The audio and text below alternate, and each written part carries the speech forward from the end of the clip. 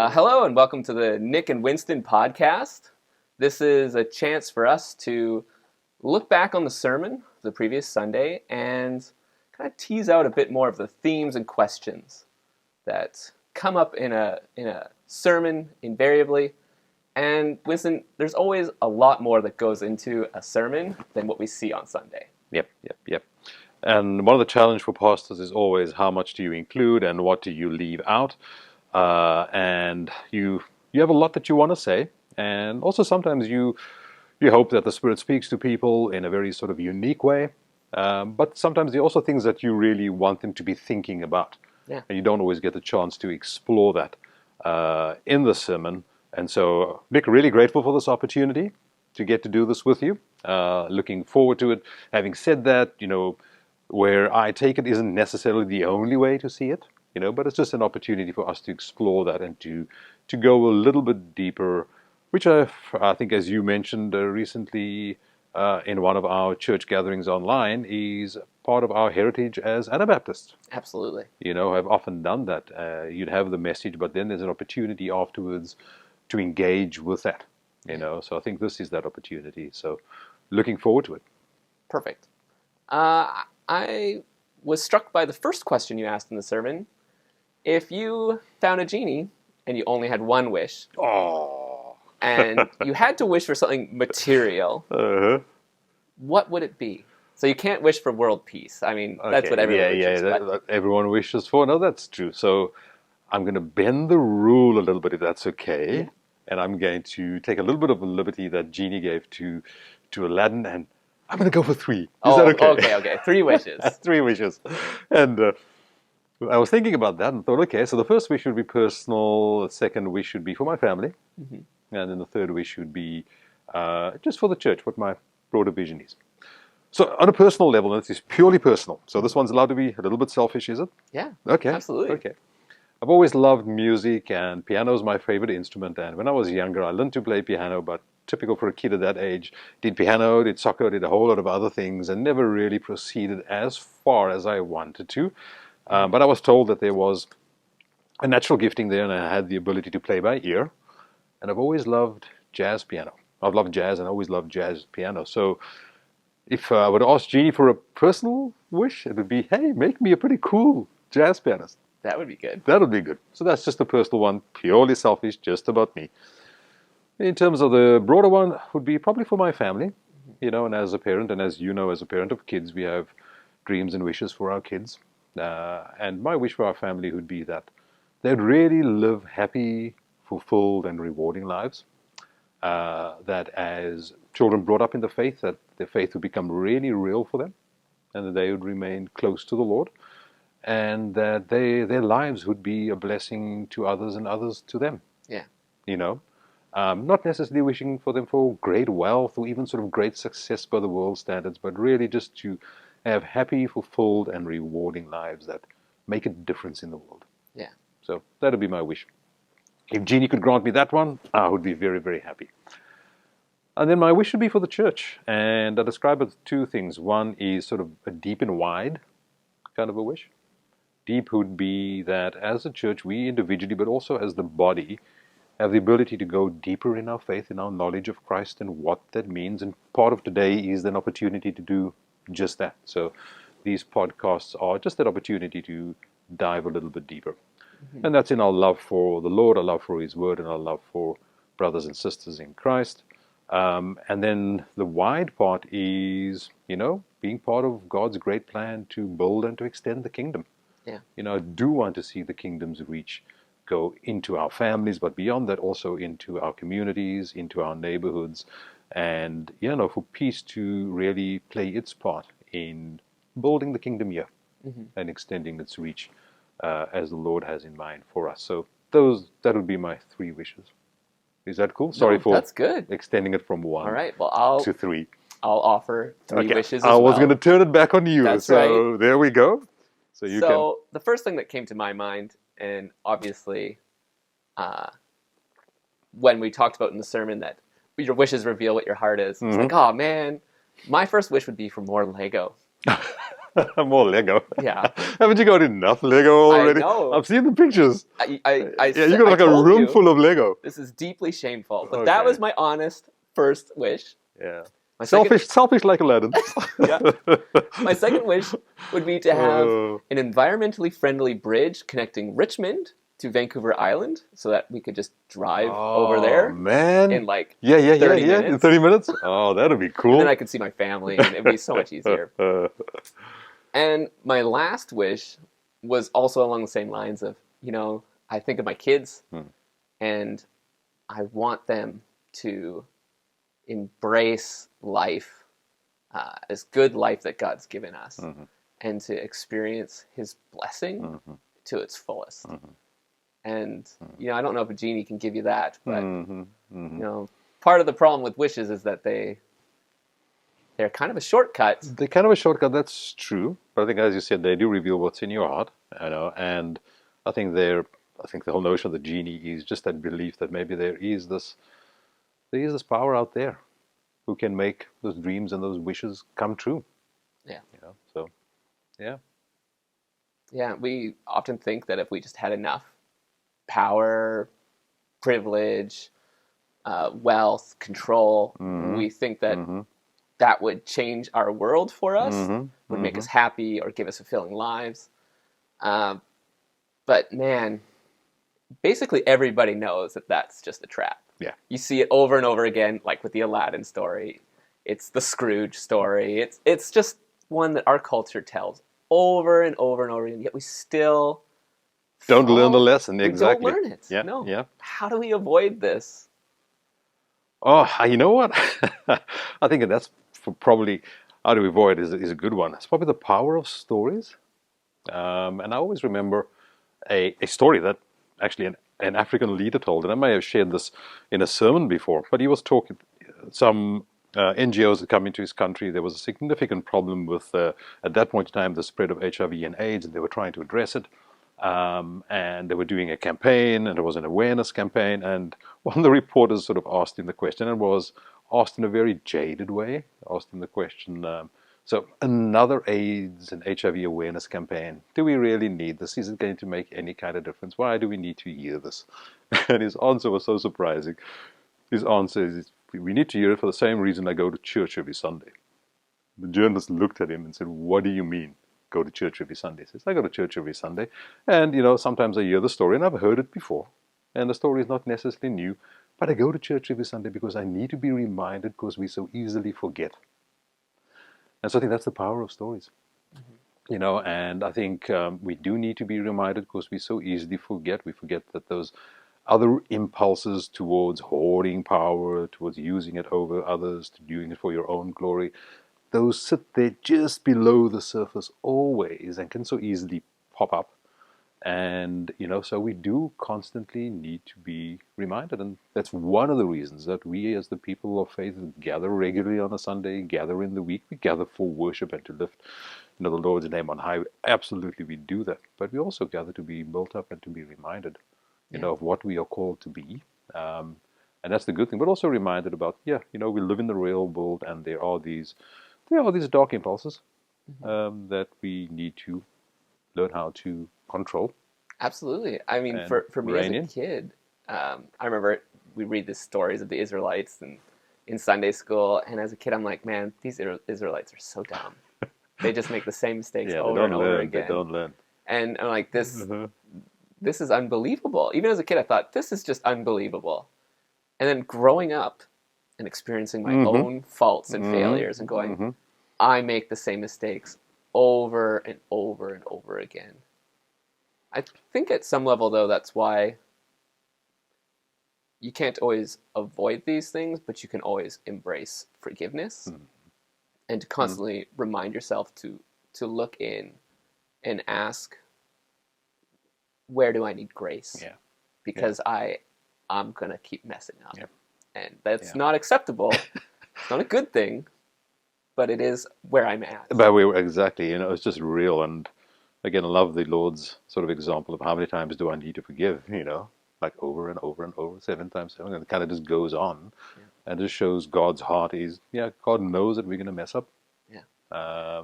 Grace is always extended, but at the same time we are always encouraged to learn from that, and I think just get better and grow in character and in faith over time. So it doesn't mean we're not going to fail, but hopefully we don't keep failing in the same way over and over again. Yeah, and hopefully we don't end up with blind spots. Now, and that's where, in the sermon we talked about blind Bartimaeus. Yeah. Here's a man who can't see, but he can see that Jesus is the Messiah.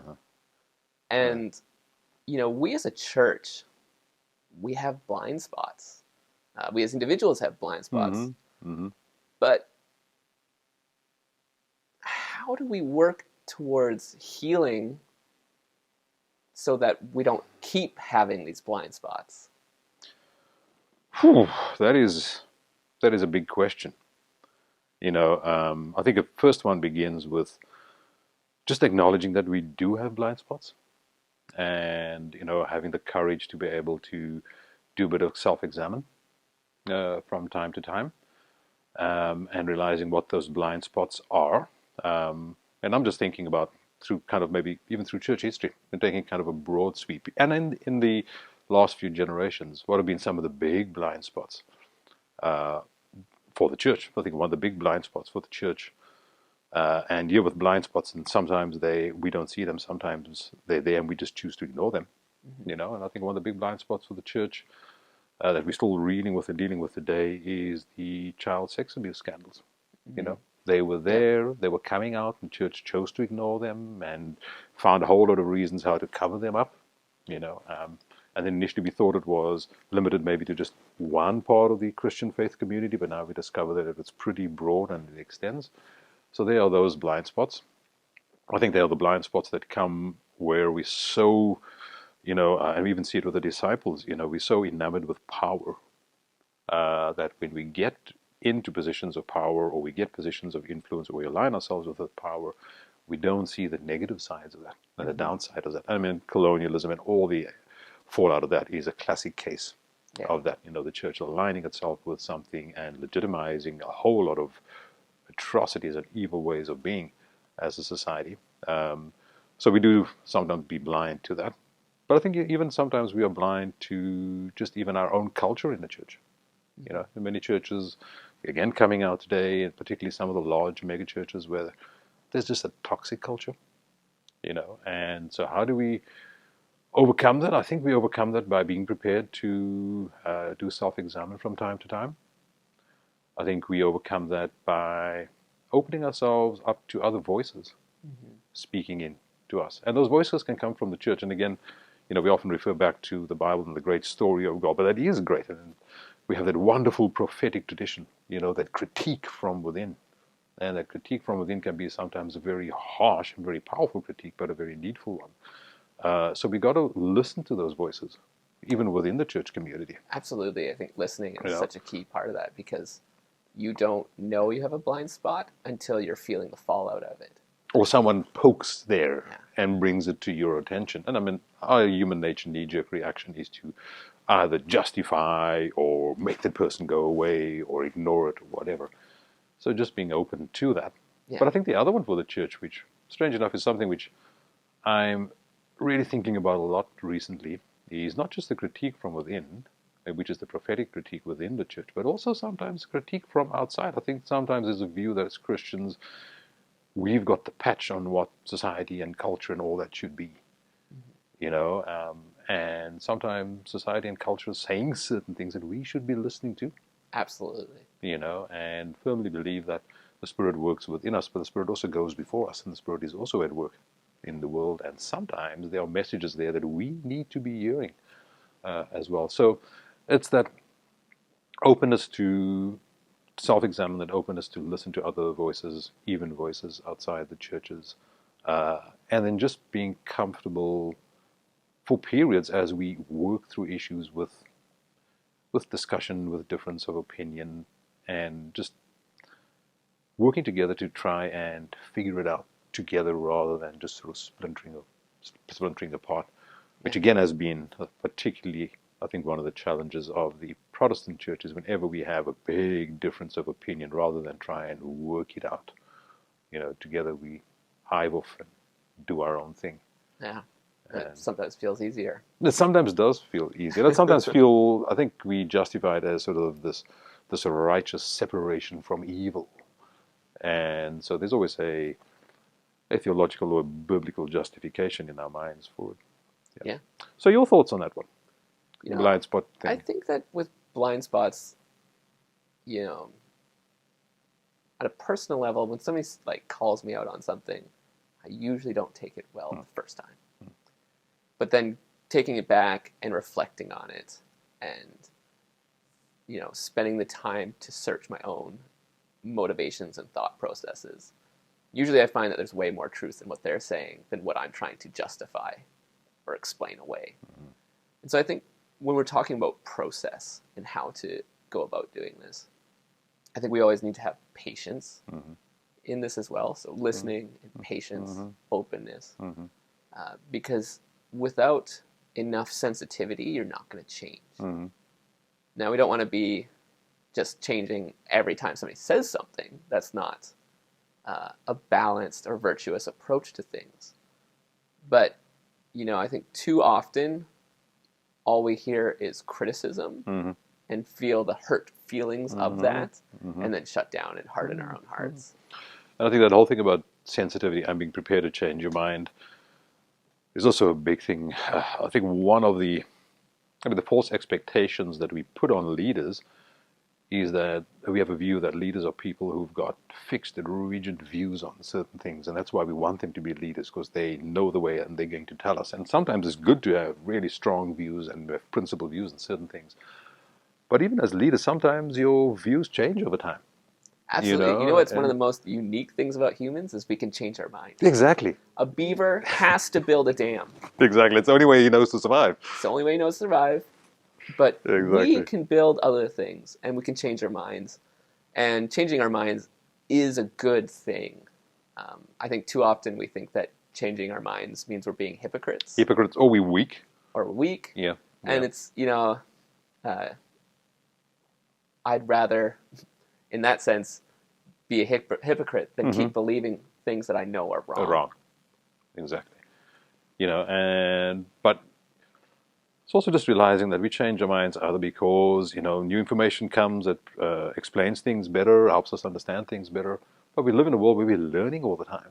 Yeah. So, you know, we are, I think, being forced to change our minds or just reweigh things that we thought we understood before. And that's just one of the things in life. One of the constants, as they often say, the constant of life is change. You know, and that isn't just change for change's sake, but that's also as new knowledge comes to the fore, different perspectives come to the table. And so, yeah, and the challenge for us in the church, I think, is being comfortable with that. And yeah, I think our knee-jerk reaction as humans is to resist it if we can. You know, and sometimes we're able to resist it for a while, but the pressure in the system builds, and then we are forced to change. Yeah, and different ages have different orientation towards change. So when times are chaotic, societies and groups tend to look towards solidifying things.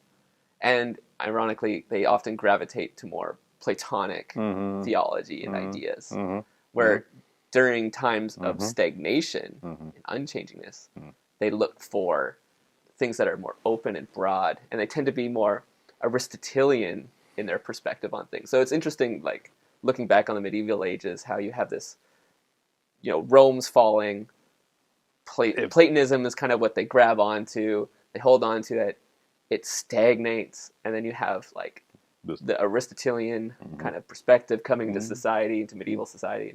Thomas Aquinas, you know, really culminating that. And after that, it moves into a time of chaos with the Reformation. And then people start trying to nail things down again. And, you know, I think we're definitely in a time of rapid change. And so I think it's really understandable that people are gravitating towards really solid forms. But as individuals and as churches, we need to avoid getting into that cycle, because you just end up in this pendulum swing back and forth instead of doing the proper discerning as a community of what the way forward is in a biblical and faithful manner. And again, historical perspective is always great, and the danger we have for ourselves is looking back on history and we can romanticize those periods. So you were bringing up the whole period, that sort of that broad sweep of history that we now refer to as the Reformation, and we look back in these romantic terms, but it was absolute chaos at the time. Yeah. It was literally a undoing or a redoing, not just of theology, but of society.